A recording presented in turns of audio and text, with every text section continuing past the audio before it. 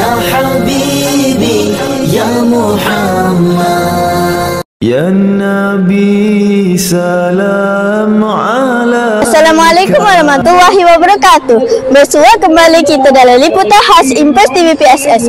Bersama saya Nurhana Humaira, wartawan Impers TV PSS membawakan berita sempena Majlis Sambutan Maulidur Rasul Peringkat Sekolah 2025 yang telah berlangsung dengan penuh meriah pada Jumaat 12 September 2025. Ya Rasul salam alaika ya Habib. Maulidur Rasul disambut setiap tahun pada 12 Rabiul Awal bagi memperingati kelahiran junjungan besar Nabi Muhammad SAW di kota Mekah.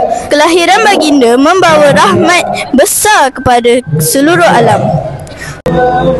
Tahun ini, sambutan bertemakan membangun ummah madani yang menekankan kepentingan membina masyarakat berilmu, berakhlak dan berdisiplin selaras dengan ajaran Islam yang dibawa oleh Nabi Muhammad SAW. Habib salam alaika salawatullah alaika. Laungan selawat menggema dengan penuh semangat menandakan kecintaan warga sekolah terhadap junjungan besar Nabi Muhammad SAW. Salam alaika. Majlis diteruskan dengan gimik pelancaran Maulidur Rasul yang menjadi simbolik pelancaran rasmi sambutan tahun ini. Salam alaika ya Habib salam alaika salawatullah alaika. Hadirin kemudiannya dihiburkan dengan persembahan kasidah yang dipersembahkan penuh penghayatan oleh para pelajar. Alunan merdu kasidah ini bukan sahaja menghiburkan, malah turut menyemarakkan semangat kecintaan kepada Rasulullah SAW.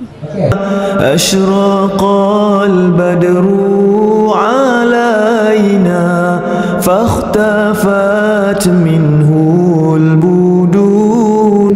Sejarah mencatatkan bahawa sambutan Maulidur Rasul mula diadakan di beberapa negara Islam sejak abad ke-12 dan diteruskan hingga kini sebagai tanda kasih serta penghormatan kepada baginda.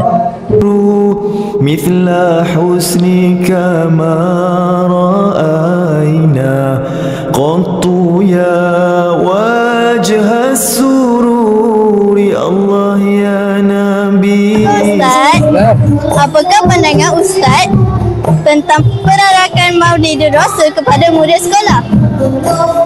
InsyaAllah, Alhamdulillah.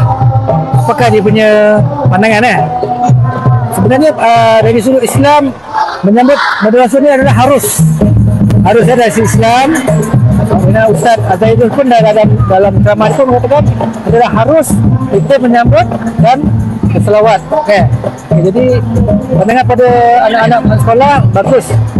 Kita memberi peluang kepada anak-anak untuk berselawat. Dari segi berselawat tu kita boleh mendapat pahala. Kalau satu kita berselawat, Allah akan membalas 10 kali balasan pahala.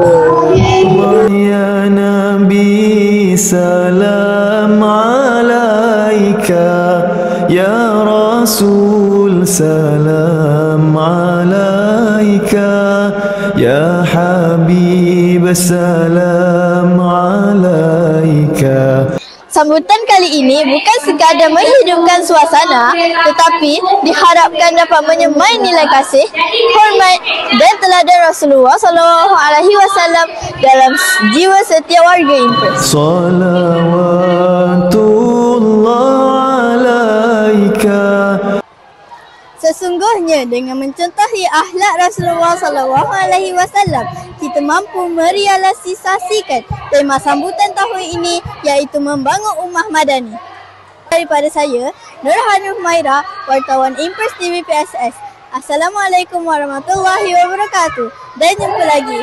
Anta syamsun anta badrun anta nurun fawqa nuri anta iksiru wa ghali anta misbah الصدور. يا الله يا نبي سلام عليك.